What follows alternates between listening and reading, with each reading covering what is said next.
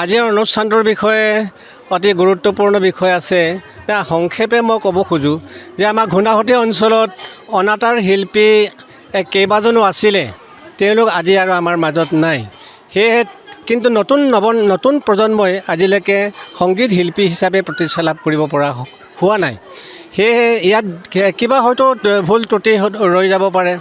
সেয়েহে আমি তেখেতসকলক স্মৰণ কৰি এখন শ্ৰদ্ধাঞ্জলি অনুষ্ঠান অনুষ্ঠিত কৰি তেখেতসকলৰ যিটো পুৰণি কলীয়া আৰু নতুন নৱপ্ৰজন্মৰ যিটো সংমিশ্ৰণত গঠন হ'ব লগা ভৱিষ্যত এটা সংগীত জগতৰ সাংস্কৃতিক জগতৰ কিছু পৰিৱেশ গঠন কৰিব পৰা যায় নেকি, সেই উদ্দেশ্য আগত ৰাখি আমি হৰকান্ত মিলি আছিলে অনাতাঁৰ শিল্পী, আৰু হৰকান্ত টাইত, মনেশ কুমাৰ টাইত, থানেশ্বৰ টাইত, নিত্যানন্দ মিলি, লেখন মিলি আদি তেখেতসকল এটা সময় আছিলে। সেই সময়টোত আমাৰ ঘূনাসুতিক কৌষ্ঠৱ বৃদ্ধি কৰিছিলে আৰু সাংস্কৃতিক জগতখনত তেওঁলোকে উজ্জ্বল ভোটাতৰাৰ নিচিনাকৈ তেওঁলোকে কৰ্মকাণ্ড কৰিছিলে।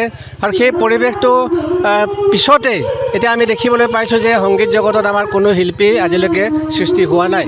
সেই নৱপ্ৰজন্মৰ কাৰণে প্ৰজন্মক প্ৰেৰণা যোগাবৰ কাৰণে আজি আমি এই অনুষ্ঠান উদযাপন কৰিছোঁ।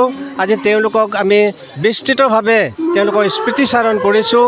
স্মৃতিচাৰণ অনুষ্ঠানত তেখেতসকলৰ কাৰ্যাৱলী কৰ্মজীৱনৰ যিটো সকলোবিলাক প্ৰতিভাৰ এটা স্মৃতিবোৰ আজি আমি ৰোমন্থন কৰিছোঁ আৰু নৱপ্ৰজন্মক প্ৰেৰণা দিবলৈ চেষ্টা কৰিছোঁ যে আমাৰ ঘূনাসুতি অঞ্চলৰ পৰা আৰু সুদূৰ ভৱিষ্যতে যেনে শিল্পীৰ সৃষ্টি হওক, আমাৰ সাংস্কৃতিক জগতখন উজ্জ্বল হওক, তাকে কামনা কৰি এই অনুষ্ঠানটো আজি উদযাপন কৰা হৈছে। আমাৰ মনেৰে কওঁ, আজিৰ দিনটো ঘূনাসুতিৰ কাৰণে বহুত ভাল লগা দিন। আমি তাহানিৰ অনাতাঁৰ শিল্পী প্ৰয়াত থানেশ্বৰ টাইটৰ স্মৃতিত আমি আজি ইয়াত গোট খাইছোঁ। তেখেতৰ গীতেৰে আমি তেখেতক মূল্যায়ন কৰিব চেষ্টা কৰিছোঁ। তেখেতে 1974 চনত ডিব্ৰুগড় অনাতাঁৰ কেন্দ্ৰত এটি গীত পৰিৱেশন কৰিছিলে। গীতটোৰ নাম আছিলে পোনচানা পোন কলিৰেম পুনেন মতব চিচাং মিচিং পৰিণমম মিচিং অম্মাগম পৰিমতব। অৰ্থাৎ আজিৰ যুৱচামক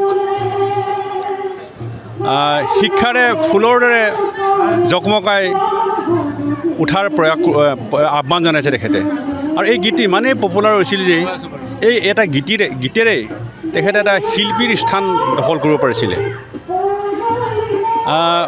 তেখেতে সেই সংগীত শিক্ষাটোৱে আচলতে লখিমপুৰত আহৰণ কৰিছিলে। লখিমপুৰৰ মধ্যমীয়া গাঁৱৰ ভৱানন্দ বৰুৱা বুলি এগৰাকী সংগীতজ্ঞ আছিলে। এই সংগীতজ্ঞৰ অধীনতে তেখেতে সংগীত চৰ্চা কৰিছিলে আৰু তেখেতৰ শিক্ষাৰে দীক্ষিত হৈ তেখেতে এই গীত পৰিৱেশন কৰিছিল। এই গীতটো লিখিছিলে মনেশ কুমাৰ টাইত ঘূনাসুতিৰে, আৰু সুৰ দিছিলে ভৱানন্দ বৰুৱা আৰু থানেশ্বৰ টাইতে। আৰু তেখেতৰ লগত সংগী দিছিলে, এই গীতৰ সংগী দিছিলে নিত্যানন্দ মিলি আৰু লেখন মিলিয়া।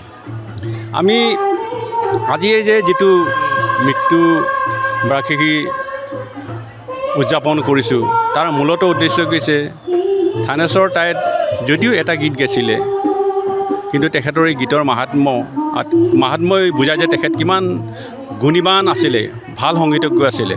আৰু এই সংগীতজ্ঞক আমি কেতিয়াও পাহৰিব নোৱাৰোঁ। আমি চিনি পাইছিলোঁ তেখেতক। তেখেতে আমাক গান শিকাইছিলে, তেখেতৰ গানেৰে আমি আপ্লুত হৈ গান গাবলৈ শিকিছিলোঁ। তেখেতৰ প্ৰিয় গীত আছিলে, প্ৰিয় গায়ক আছিলে ৰিপ দত্ত।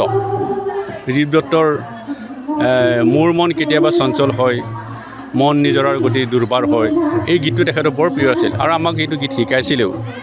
গতিকে এই মহান শিল্পীক আমাৰ নতুন চামৰ লগত আমি আজি পৰিচয় কৰাৰ সুযোগ পাইছোঁ। আমি আশা ৰাখিছোঁ ঘূনাসুতিৰ নৱযুৱচামে তেখেতৰ গুণেৰে, তেখেতৰ গীতেৰে প্ৰভাৱিত হৈ, অনুপ্ৰাণিত হৈ আৰু সঠিক